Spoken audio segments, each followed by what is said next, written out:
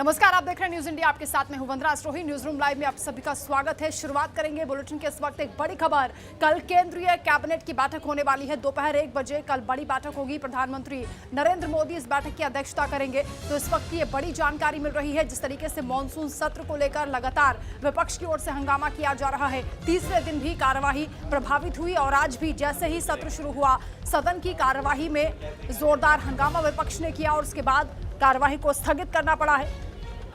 इन सभी मुद्दों को लेकर चर्चा हो सकती है। इसके साथ ही नीट पेपर लीक के मामले को लेकर भी चर्चा की संभावना है। एक तरफ आज पीएम मोदी की ओर से पोस्ट भी किया गया है। जिस तरीके से जंतर मंतर पर लगातार प्रदर्शन हो रहा है और धर्मेंद्र प्रधान के इस्तीफे की मांग की जा रही है, ऐसे में पीएम मोदी की ओर से क्या कहा जाएगा इस बैठक के दौरान, क्या चर्चा होगी, सबकी निगाहें इस पर टिकी रहेंगी। कैसे मानसून सत्र के दौरान विधायी कार्य कराए जाएंगे, ये तमाम महत्वपूर्ण विषय है जिसको लेकर कल कैबिनेट में चर्चा हो सकती है। तो इस वक्त ये बड़ी जानकारी सामने आ रही है। कल केंद्रीय कैबिनेट की बड़ी बैठक होगी।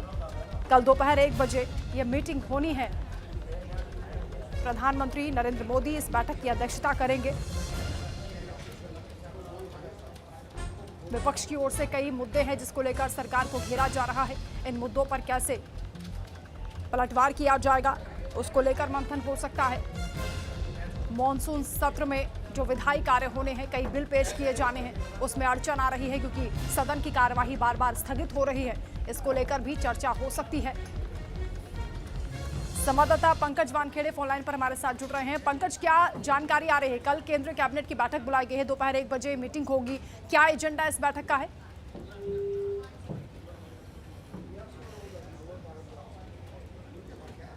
पंकज के पास आवाज नहीं पहुंच पा रही है, दोबारा कोशिश करेंगे संपर्क करने की। फिलहाल ये बड़ी खबर आपको बता रहे हैं, कल दोपहर 1 बजे केंद्रीय कैबिनेट की बैठक बुलाई गई है। प्रधानमंत्री नरेंद्र मोदी इस बैठक की अध्यक्षता करेंगे।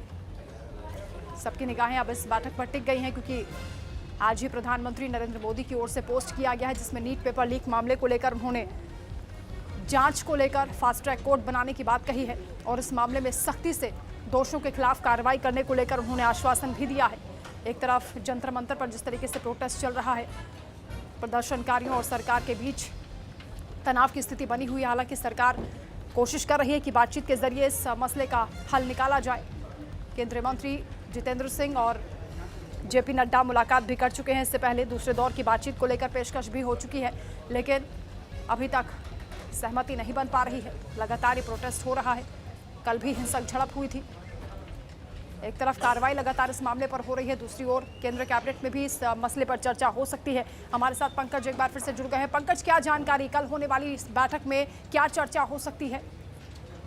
देखिए, कल एक महत्वपूर्ण कैबिनेट की बैठक है। अनुमान मंगलवार और बुधवार को कैबिनेट की बैठक होती है और कल यानी शुक्रवार को कैबिनेट की बैठक बुलाई गई है। और जो सूत्र बता रहे हैं कि हो सकता है कि इस कैबिनेट की बैठक में कई महत्वपूर्ण फैसले जो लगातार जो आंदोलन चल रहा है, प्रदर्शन चल रहा है, नीट एग्जाम को लेकर जो आरोप लग रहे हैं, इन तमाम मसलों को लेकर कल कैबिनेट की बैठक में बड़ा फैसला लिया जा सकता है। क्योंकि आज प्रधानमंत्री नरेंद्र मोदी ने फास्ट ट्रैक की घोषणा की है, इसको लेकर भी अप्रूवल हो सकता है। तो ये तमाम मसले हैं जिसको लेकर चर्चा माना जा रहा है कि कल कैबिनेट की बैठक में कई महत्वपूर्ण फैसले जो इस आंदोलन से जुड़े हुए हैं और साथ ही साथ जिस तरह से कई योजनाएं हैं जिसको लेकर लगातार विस्तार करना है, तो युवाओं को लेकर भी कई बड़े फैसले जो है इस बैठक में लिए जा सकते हैं।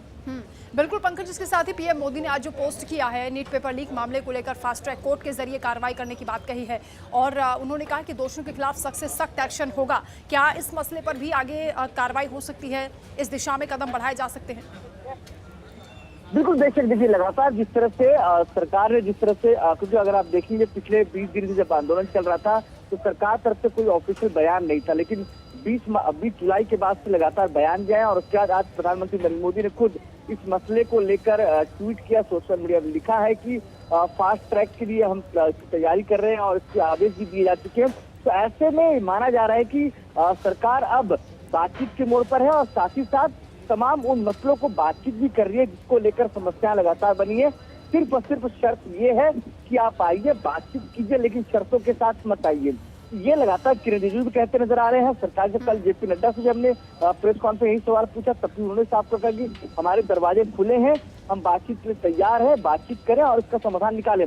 लेकिन महत्वपूर्ण ये है कि अब सरकार इसको लेकर क्या फैसला लेती है क्योंकि सदन के अंदर चर्चा तो नहीं हो पा रही है, तो सरकार को इंटरनली इसको लेकर कुछ चर्चा बिल्कुल फैसला लेना पड़ेगा। पंकज, मैं यही सवाल आपसे करने वाली थी। ये बताएं कि मॉनसून सत्र जिस तरीके से बार बार बाधित हो रहा है, कार्यवाही बाधित हो रही है, विपक्ष इस मांग पर आ रहा है कि जब तक धर्मेंद्र प्रधान का इस्तीफा नहीं हो जाता है तब तक चर्चा नहीं हो पाएगी। उधर सीजेपी की ओर से भी लगातार केंद्रीय मंत्री का इस्तीफा मांगा जा रहा है। इस बीच ये जो बड़ी बैठक कल बुलाई गई है, क्या इस मसले का भी कोई समाधान निकलने की उम्मीद है? देखिए, अब अगर आप देखेंगे वंदना, तो अब कहीं ना कहीं फैसला सरकार को करना है, सरकार को तय करना है कि अब आगे की रूपरेखा क्या होगी, क्योंकि लगातार जिस देखिए विपक्षी नहीं, सीजेपी और तमाम स्टूडेंट विंग है जो अलग अलग पॉलिटिकल पार्टीज के हैं, वो भी और तमाम लोग इस बात को लेकर लगातार मांग कर रहे हैं कि धर्मेंद्र प्रधान पहले इस्तीफा दे, फिर आगे की बातचीत होगी। तो इसको लेकर तमाम लोग अड़े हुए हैं। लेकिन अब जो बातचीत का सिलसिला है, चाहे संसद के अंदर चर्चा का हो या संसद के बाहर जो अभिजीत जिसके और तमाम सीजेपी और सोनम वांगचुक के साथ सरकार बातचीत कर रही है, उसका मसला हो, लेकिन बातचीत सफल नहीं हो पा रही है। ऐसे में अब सरकार को ही तय करना है कि आगे दिशा और दशा क्या होगी इस आंदोलन की, और क्या इस तरह के जो आंदोलन, दिल्ली की जो आग है वो तमाम राज्यों तक पहुंची है, चाहे मुंबई हो, लखनऊ हो, जयपुर हो, पुणे हो, तमाम जगहों में इस तरह के प्रदर्शन होते नजर आ रहे हैं। तो अब सरकार को ये तय करना होगा सरकार क्या करेगी आगे। तो इसीलिए माना जा रहा है कल कैबिनेट का बैठक महत्वपूर्ण बैठक है, इसमें हो सकता है सरकार कुछ महत्वपूर्ण निर्णय ले सकती है। बिल्कुल पंकज, एक तरफ सीजेपी की ओर से कहा जा रहा है कि जब तक सरकार का कोई नुमाइंदा सीधे जंतर मंतर नहीं आते हैं या किसी सार्वजनिक जगह पर बातचीत करने के लिए नहीं आते हैं, तब तक उनका ये प्रदर्शन जारी रहेगा। सरकार से बातचीत तब तक नहीं हो पाएगी, वो किसी के दफ्तर नहीं जाएंगे। क्या इसको लेकर भी बातचीत होने वाली है? क्योंकि दूसरे दौर की बातचीत की पेशकश तो की गई सरकार की ओर से, लेकिन उस पर अभी तक कुछ हासिल हो नहीं पाया।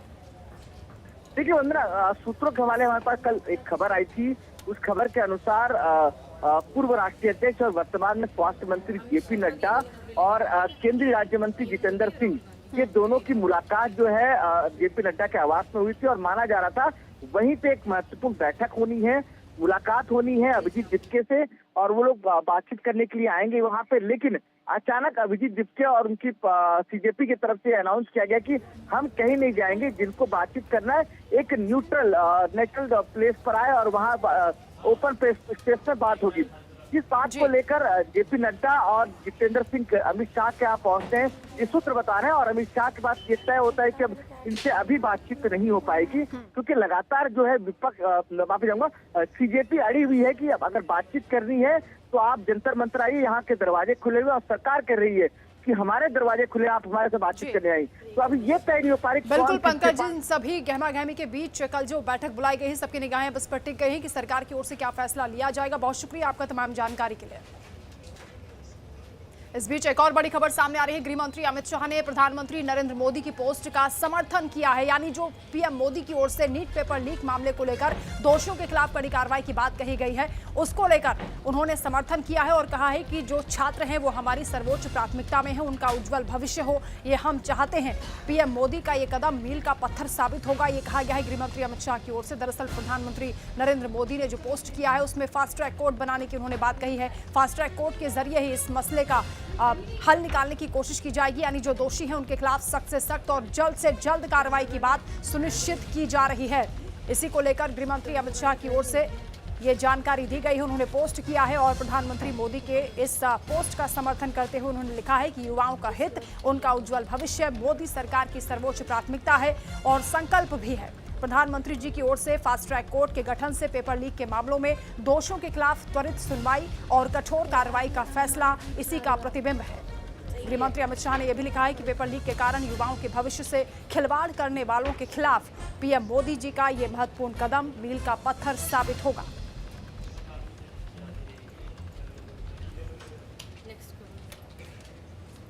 और चलिए अब आपको बताते हैं कि प्रधानमंत्री नरेंद्र मोदी की ओर से क्या पोस्ट किया गया है इस पूरे मामले को लेकर। नीट पेपर लीक के दोषियों पर किस तरह से कार्रवाई की बात प्रधानमंत्री नरेंद्र मोदी की ओर से की गई है, उन्होंने जो पोस्ट किया है वो हम आपको दिखा रहे हैं। किस तरीके से पीएम मोदी ने कहा है कि फास्ट ट्रैक कोर्ट के जरिए दोषियों के खिलाफ सख्त कार्रवाई होगी, जल्द से जल्द कार्रवाई होगी, त्वरित कार्रवाई को लेकर उन्होंने ये पोस्ट किया है, जिसमें पीएम मोदी की ओर से लिखा गया है कि देश के युवाओं का हित और उनका भविष्य हमारी सर्वोच्च प्राथमिकता है। पेपर लीक के सभी मामलों में दोषियों को जल्द से जल्द कठोर दंड देने के लिए केस के त्वरित निस्तारण के लिए फास्ट ट्रैक कोर्ट का गठन किया जाएगा। इस संबंध में निर्देश दे दिए गए हैं कि संबंधित विभाग आवश्यक कार्रवाई को सुनिश्चित करें। छात्रों के हितों को सुरक्षित करने के लिए सरकार की ओर से जो फैसले लिए जा रहे हैं उसी श्रृंखला में ये एक महत्वपूर्ण कदम है। युवाओं के भविष्य को सुरक्षित करने के लिए उनके साथ खिलवाड़ करने वाले किसी भी दोषी को बख्शा नहीं जाएगा। पेपर लीक के दोषियों को जल्द से जल्द कड़ी सजा दिलाने के लिए हम प्रतिबद्ध हैं। प्रधानमंत्री नरेंद्र मोदी की ओर से पोस्ट किया गया है जिसमें पेपर लीक का उन्होंने जिक्र किया है। दोषियों के खिलाफ सख्त कार्रवाई को लेकर फास्ट ट्रैक कोर्ट की बात यहां पर की जा रही है और उनका यह भी कहना है कि संबंधित विभाग को इस दिशा में कदम उठाने के लिए सख्त निर्देश भी दिए जा चुके हैं।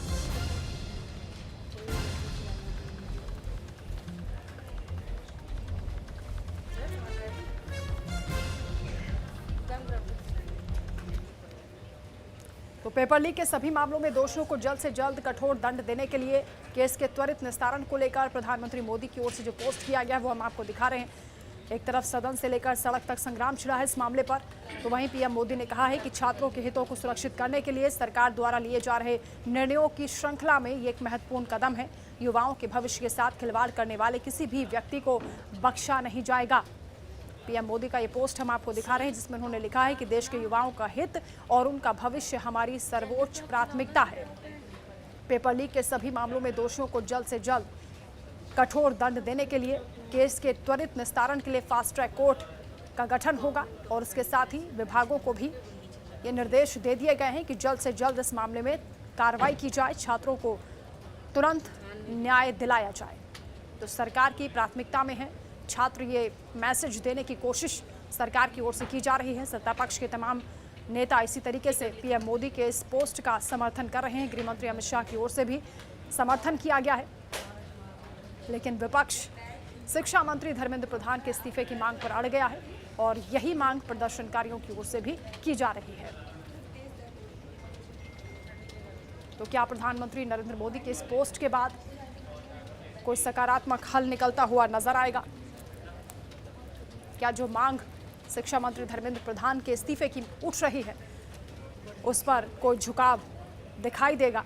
क्योंकि जिस तरीके से विपक्ष सदन में भी इस मामले पर लगातार चर्चा करने से मना कर रहा है कि जब तक धर्मेंद्र प्रधान का इस्तीफा नहीं होगा तब तक वो चर्चा नहीं करेंगे। इधर राहुल गांधी की ओर से पलटवार किया गया है। प्रधानमंत्री नरेंद्र मोदी के इस पोस्ट को लेकर राहुल गांधी का ये कहना है कि वो जिस तरीके का पोस्ट कर रहे हैं उस पर सकारात्मक संदेश नहीं जा रहा है। इसके साथ ही उन्होंने कहा कि शिक्षा व्यवस्था को बर्बाद करने वालों को आप ही ने संरक्षण दिया है। राहुल गांधी की ओर से पोस्ट किया गया है कि छात्रों की 3 मांगों का भी वो जिक्र कर रहे हैं, जिसमें धर्मेंद्र प्रधान के इस्तीफे की मांग है, छात्रों से माफी की मांग है। इसके अलावा छात्रों के साथ हिंसा करने वालों पर कार्रवाई की मांग भी राहुल गांधी की ओर से की जा रही है। राहुल गांधी आरोप लगा रहे हैं कि आपने ही युवाओं के भविष्य को नुकसान पहुंचाया है, पूरे शिक्षा व्यवस्था को बर्बाद कर दिया है। तो राहुल गांधी का ये पोस्ट आपको दिखा रहे हैं जिसमें वो कह रहे हैं कि आपने न सिर्फ हमारे एजुकेशन सिस्टम पर पूरा कब्जा होने दिया, उसे बर्बाद होने दिया, बल्कि उसे आपने बढ़ावा भी दिया है और इसके जिम्मेदार हर व्यक्ति को आपने संरक्षण दिया है। छात्रों की मांगे बिल्कुल साफ है, धर्मेंद्र प्रधान को उनके पद से हटाया जाए, उनका इस्तीफा हो, छात्रों से सरकार माफी मांगे और छात्रों के साथ हिंसा करने वालों के खिलाफ कड़ी कार्रवाई करें। तो ये 3 मांगे उठाई गई हैं राहुल गांधी की ओर से। छात्रों की इन मांगों का उन्होंने जिक्र किया है, साथ में उन्होंने सरकार पर आरोप भी लगाया है कि आपने ही हमारे युवाओं के भविष्य को सबसे ज्यादा नुकसान पहुंचाया है। आपने पूरी व्यवस्था को ठप कर दिया है और उस व्यवस्था को नुकसान पहुंचाने वाले को आपने संरक्षण भी दिया है। ये नेतृत्व दिखाने का समय है। सख्त कार्रवाई सरकार को करनी चाहिए इस मामले पर, यह कहना है राहुल गांधी का। उनका पोस्ट आपको दिखा रहे हैं। प्रधानमंत्री ने जिस तरीके से फास्ट ट्रैक कोर्ट के जरिए दोषियों को कड़ी सजा देने की बात कही है, त्वरित कार्रवाई की बात कही है, उसी पर राहुल गांधी की ओर से पलटवार सामने आया, जिसमें राहुल गांधी ये आरोप लगा रहे हैं कि आप ही जिम्मेदार हैं। जिस तरीके से छात्रों को धरने पर बैठना पड़ा है, प्रदर्शन करना पड़ा है, छात्रों के भविष्य के साथ जो खिलवाड़ हुआ है, उनके दोषियों को आप ही ने संरक्षण दिया है। सबसे ज्यादा नुकसान आप ही लोगों ने पहुंचाया है। आपने ही हमारे युवाओं के भविष्य को खराब करने के लिए कदम उठाए हैं।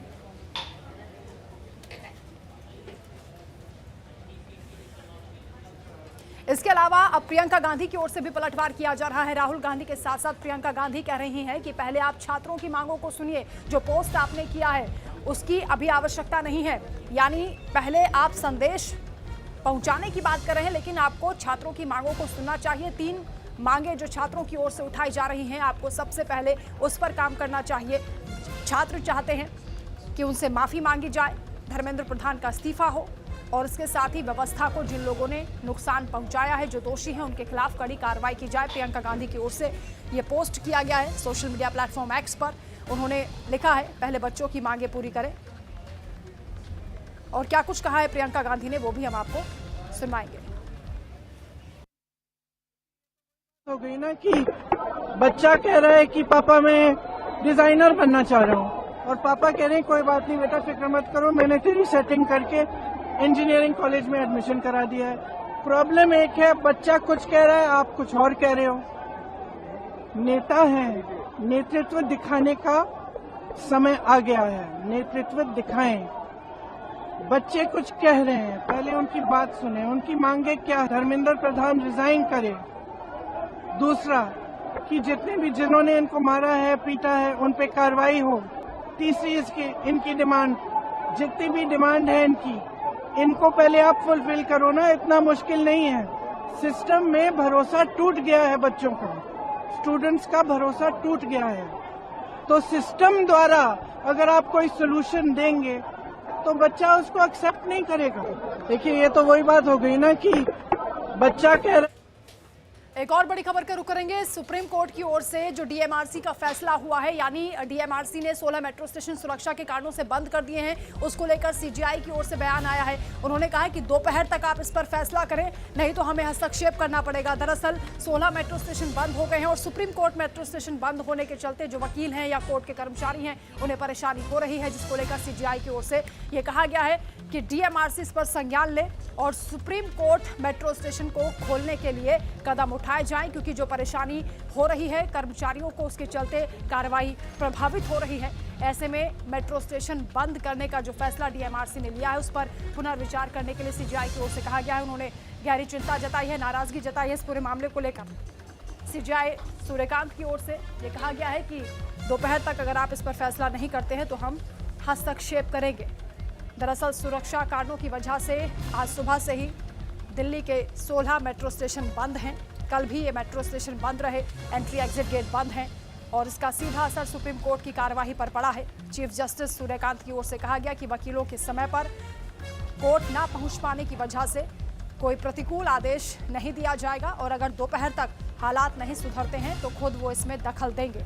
इस बीच दिल्ली हाईकोर्ट ने 20 जुलाई के संसद चलो मार्च की एनआईए जांच की मांग वाली याचिका को लेकर भी सुनवाई के लिए सहमति दे दी है। सुप्रीम कोर्ट बार एसोसिएशन के वकील समय पर अदालत नहीं पहुंच पाए क्योंकि मेट्रो के कई अहम स्टेशन बंद कर दिए गए थे। इस पर चीफ जस्टिस सूर्यकांत की ओर से कहा गया है कि वकीलों की गैर मौजूदगी की वजह से सुप्रीम कोर्ट आज कोई ऐसा आदेश नहीं देगा जो किसी पक्ष के खिलाफ जाए।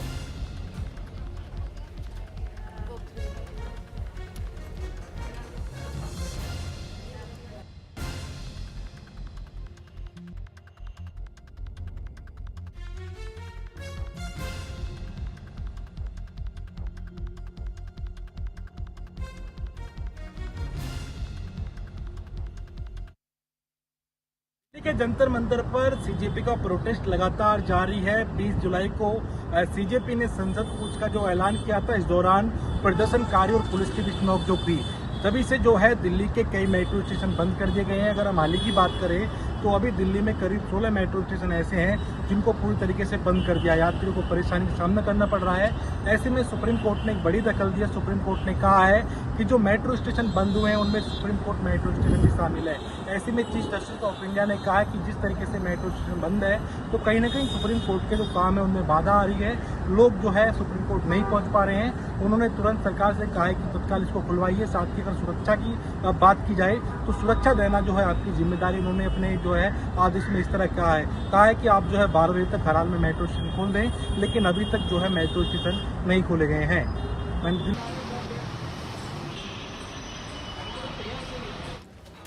तो लंच तक अगर मेट्रो स्टेशन नहीं खोले जाते हैं तो कोर्ट इसमें हस्तक्षेप करेगा, दखल देगा, ये कहना है सुप्रीम कोर्ट का।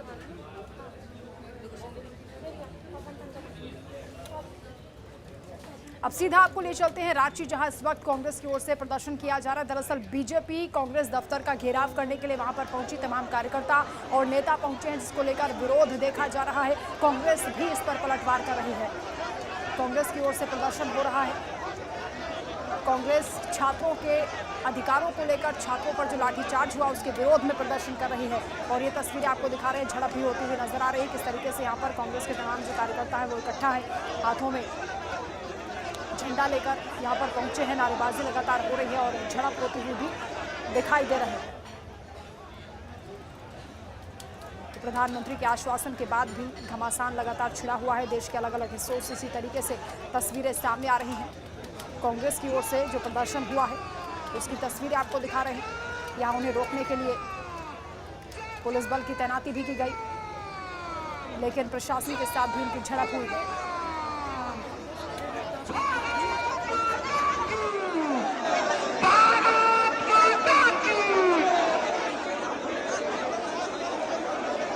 पुलिस प्रशासन से आग्रह होगा। वहां पर पहुंच गए थे, उसके बाद उन्हें डिटेन भी किया गया था। प्रियंका गांधी भी उनके साथ मौजूद थी। अखिलेश यादव को भी डिटेन किया गया था, लेकिन प्रधानमंत्री की सुरक्षा को लेकर सुरक्षा प्रोटोकॉल तोड़ने का जो आरोप लगा उसी पर बीजेपी की ओर से कांग्रेस की घेराबंदी की जा रही है। अलग अलग राज्यों से इसी तरीके से तस्वीरें सामने आ रही हैं। ये रांची से एक्सक्लूसिव तस्वीरें आपको दिखा रहे हैं। झारखंड में भी इसका विरोध, कार्यकर्ता नेता पहुंचे हैं। किस तरीके से उन्हें रोकने के लिए प्रशासन की ओर से इंतजाम किए गए वो आपको दिखा रहे हैं। और इस दौरान झड़प भी हुई है। कांग्रेस के भी कार्यकर्ता सड़क पर उतर आए। बीजेपी और कांग्रेस खुलकर आमने सामने आ गई है। एक तरफ नीट पेपर लीक का मामला लगातार तूल पकड़ रहा है। जंतर मंतर पर यानी देश की राजधानी में इस वक्त प्रदर्शन हो रहा है, जहां विपक्ष की ओर से पूरा सहयोग समर्थन छात्रों को मिल रहा है, तो वहीं देश के अलग अलग हिस्सों में बीजेपी और कांग्रेस के बीच भिड़ंत की ये तस्वीरें सामने आ रही हैं। इन खबरों के साथ फिलहाल इस बुलेटिन में इतना ही। आगे भी खबरों का सिलसिला जारी है, आप देखते रहिए न्यूज़ इंडिया।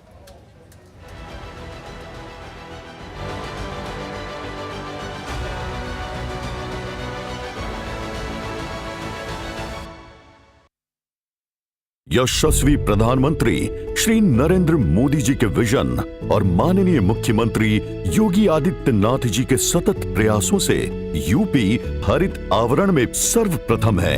डबल इंजन सरकार ने विगत 9 वर्षों में हरित आवरण को बढ़ाने में रिकॉर्ड योगदान दिया है।